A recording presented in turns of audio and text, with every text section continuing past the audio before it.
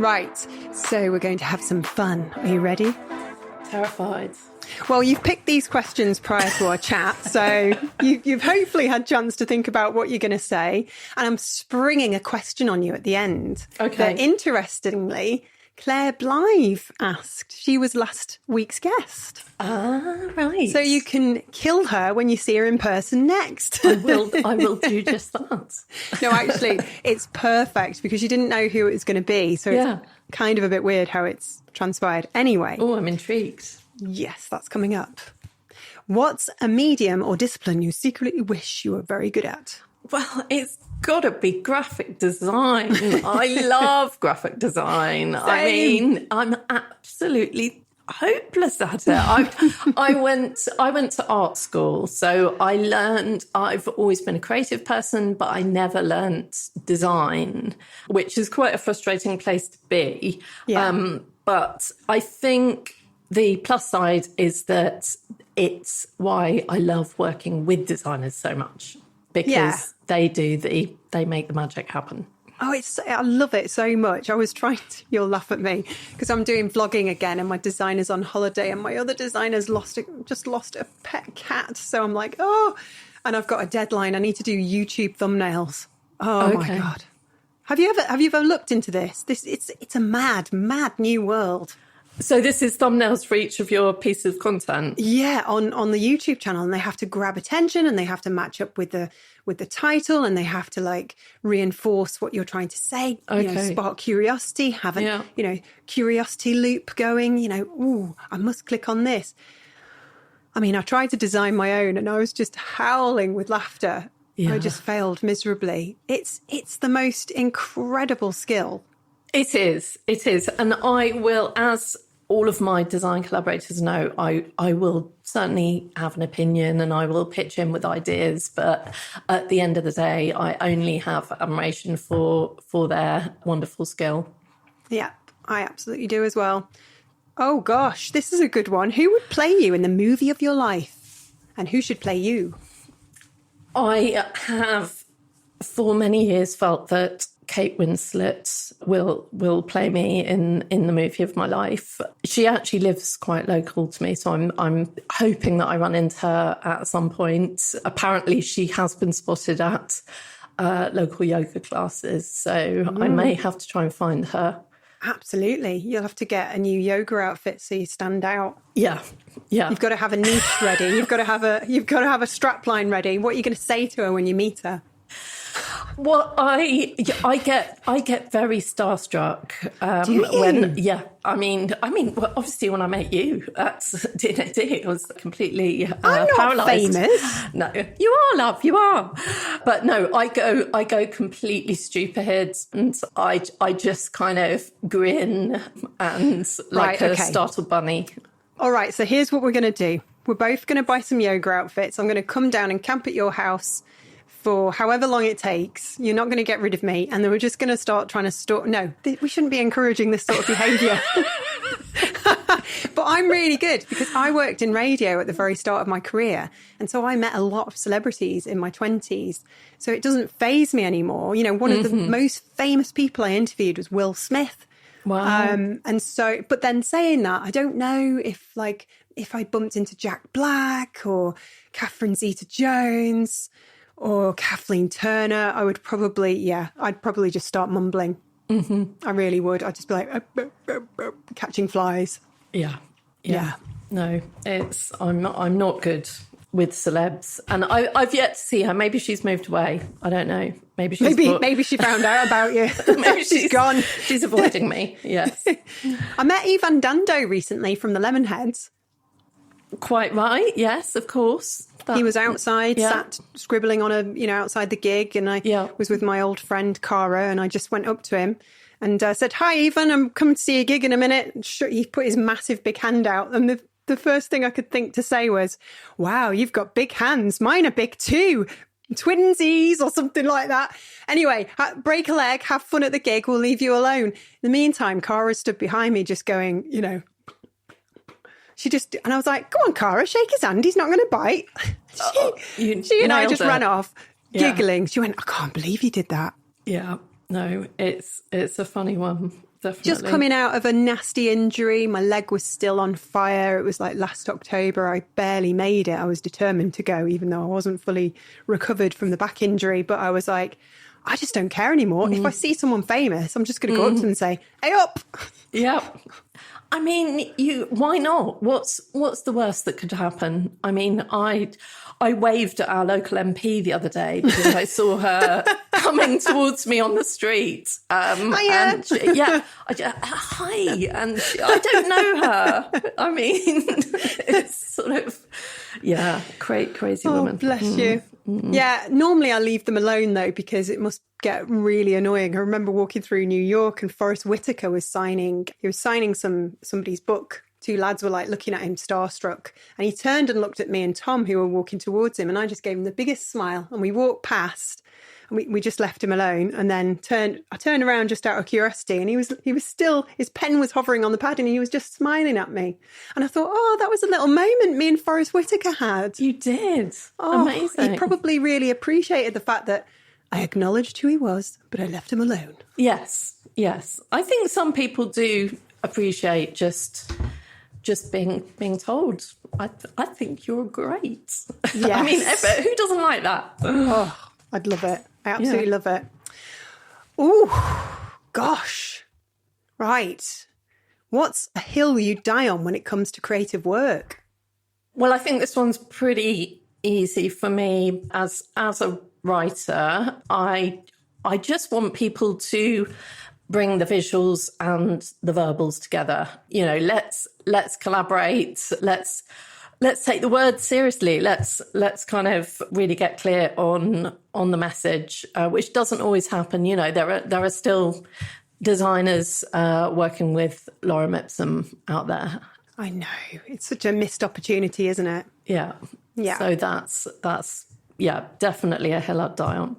Yeah, it's the copy is often in design the last thing people think about when it should be at the forefront.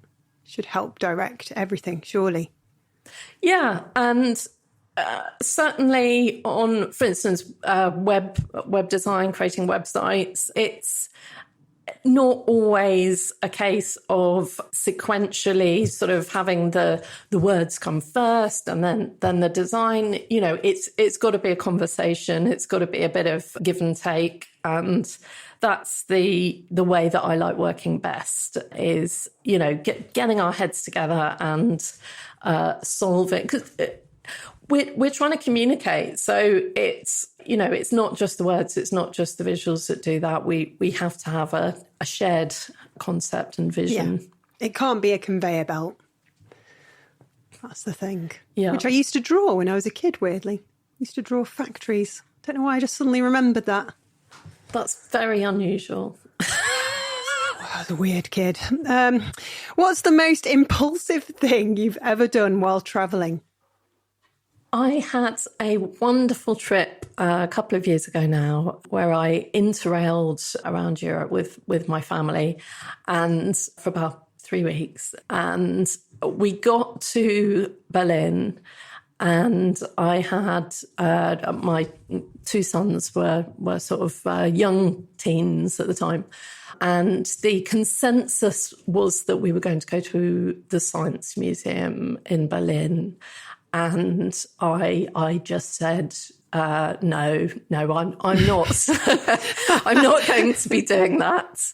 And so I left them to it. So my wonderful husband took the boys to the Science Museum, and I went off on my own and had the most fabulous day in Berlin. I explored urban spree. I went for long walks. I met a wonderful lady called Dominika, a strategist who's based in Berlin, and she took me for donuts. And it was really, really good fun. So much as I love my family, you know, we had been traveling for a couple of weeks together already, and I started to get a taste for just solo travel and started thinking about how exciting it could be to just go alone and explore. Oh, it's the most brilliant thing. As a journalist, I often get to go on press trips, and I'll always try and extend the stay a little bit so I can have that moment myself. So yeah, just the sheer absolute freedom to just go and explore and not know where the day's going to take you. It's just magical.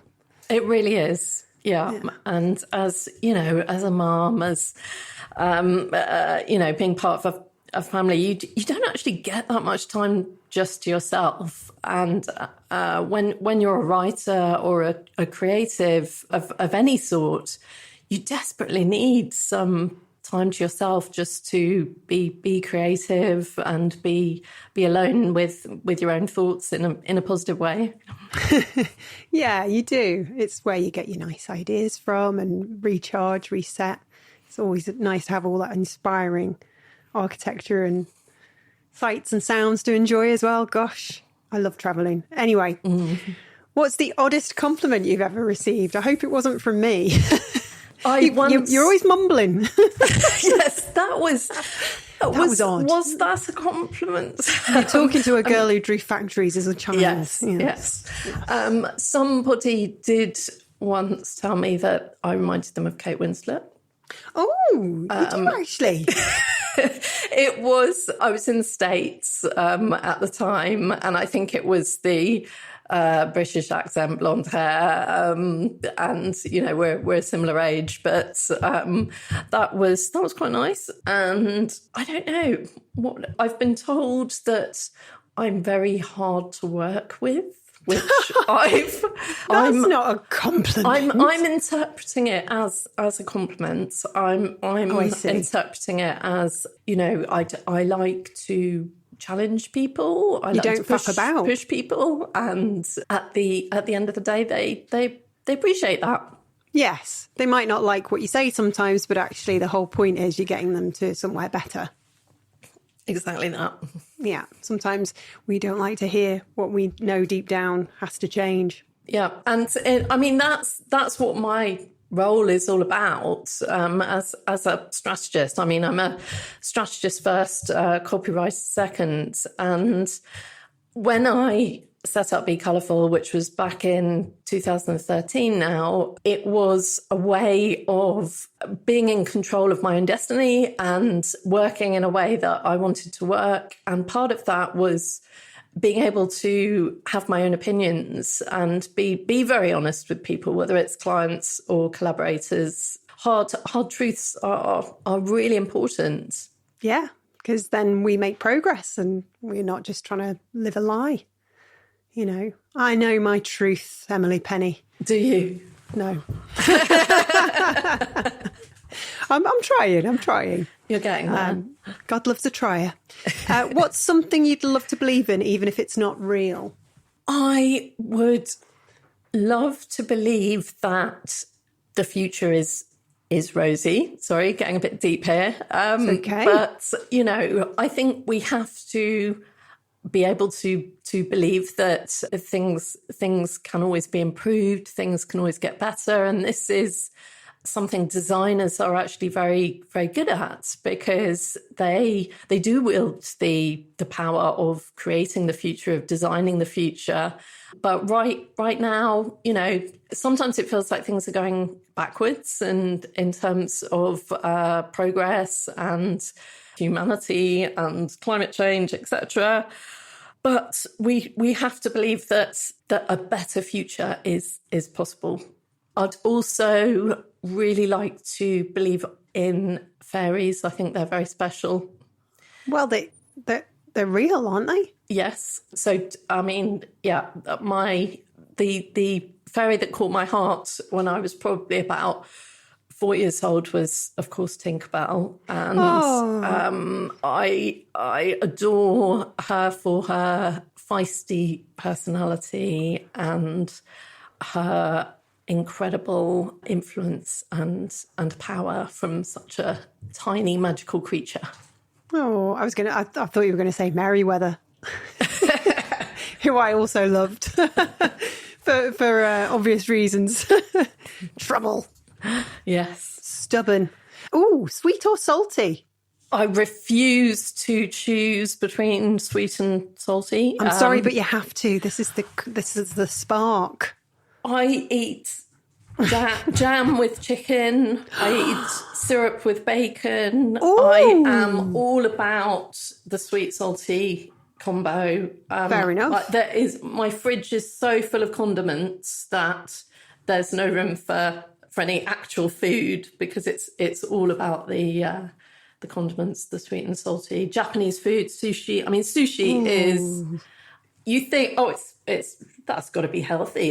It's fish. It's just a bit of rice, full of sugar. Oh, right. Yeah. Have you tried mango with salmon? I'm definitely up for it. I've tried rhubarb with mackerel. Ooh. That sounds gorgeous. Yeah.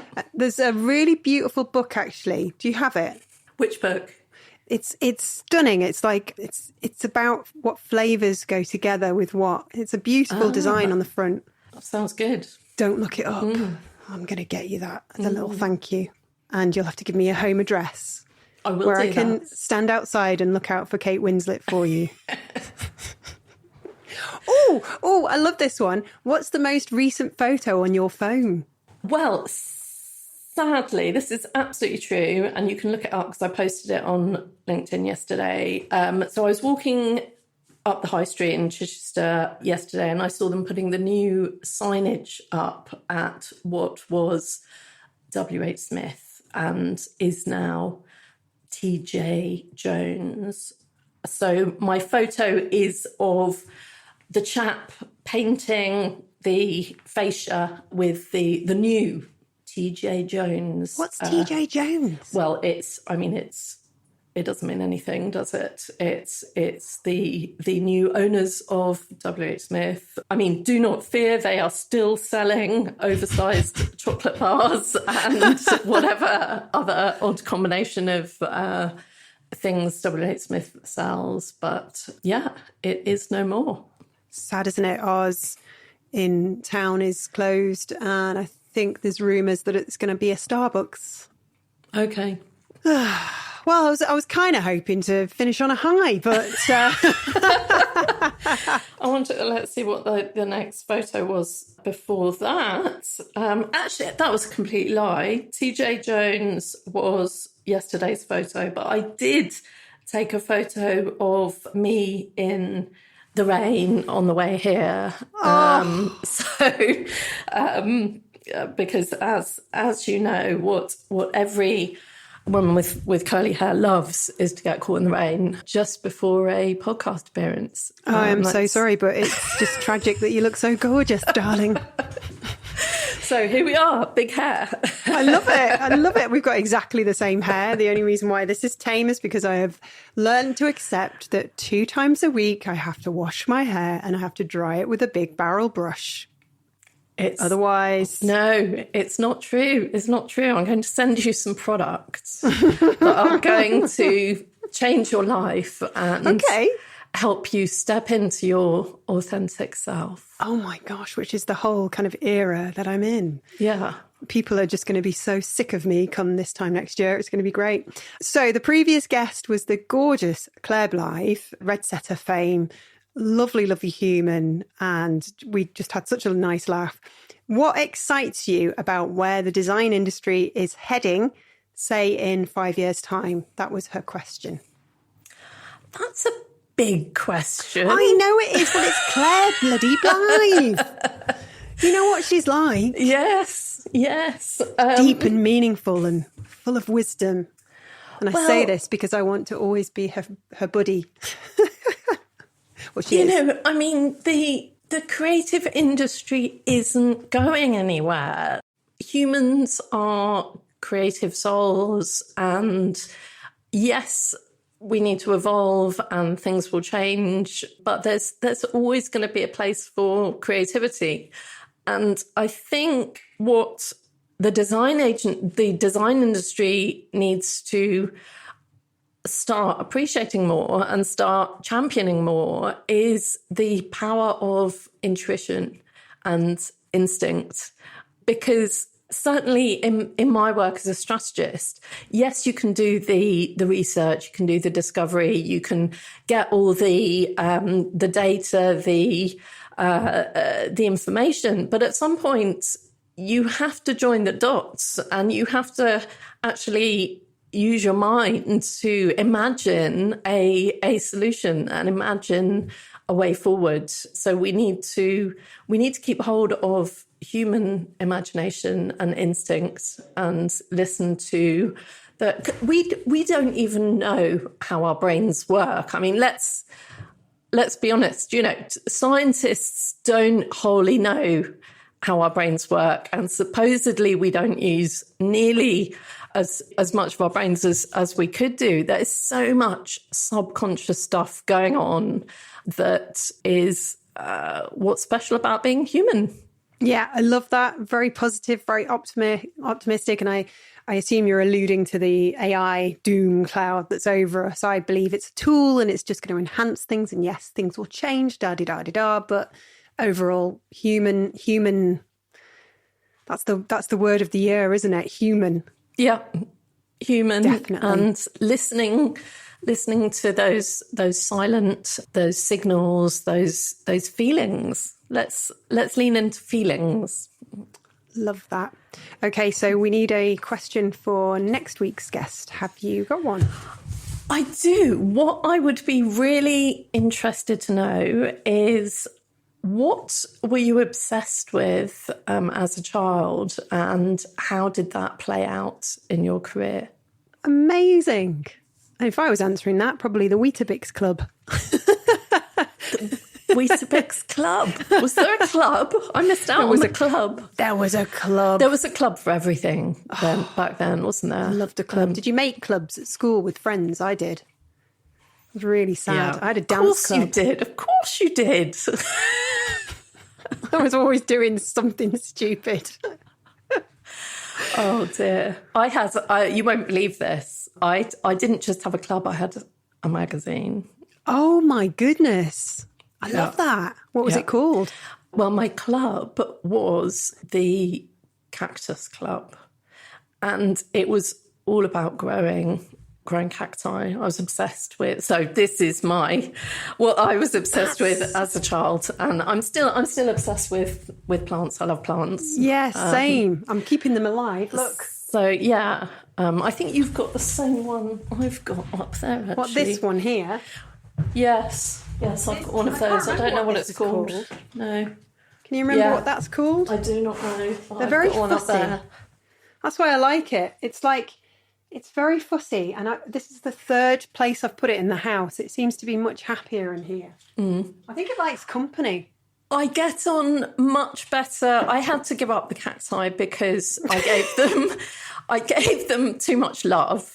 And it's really easy to kill cacti by overwatering them. You smothered them. Yeah, I smothered them. So I kill cacti. But at the time, that was my club, and I even had a magazine with top tips. And yeah. How old were you? That was probably from about the age of 9. This was several years with my friend Anna, who was my cactus nerd buddy. So yeah, 2 nerdy 9-year-olds who were very into cacti. That's it. From now on, I'm going to call you Deputy Penny. Yeah. That's it. So we'll be in a crowded space. It'll be, full of all the kind of very prestigious design studios, and you'll just hear from nowhere, Deputy Penny! Oh, I know this is going to happen as well. It's going to be like next year's D&AD festival across the auditorium. Yeah. When I've got 50,000 subscribers and I've got YouTube thumbnails with me going... and the thumbnail title says something like, bumping into Deputy Penny. And that's maybe a cowboy cactus graphic in the background. It'll be brilliant. It sounds like my sort of thing, definitely. Well, you are very gracious and very kind. And Deputy Penny, Emily Penny, this has been wonderful, as I predicted it would. Thank you so much for your time today. Thanks, Katy. Lovely to see you.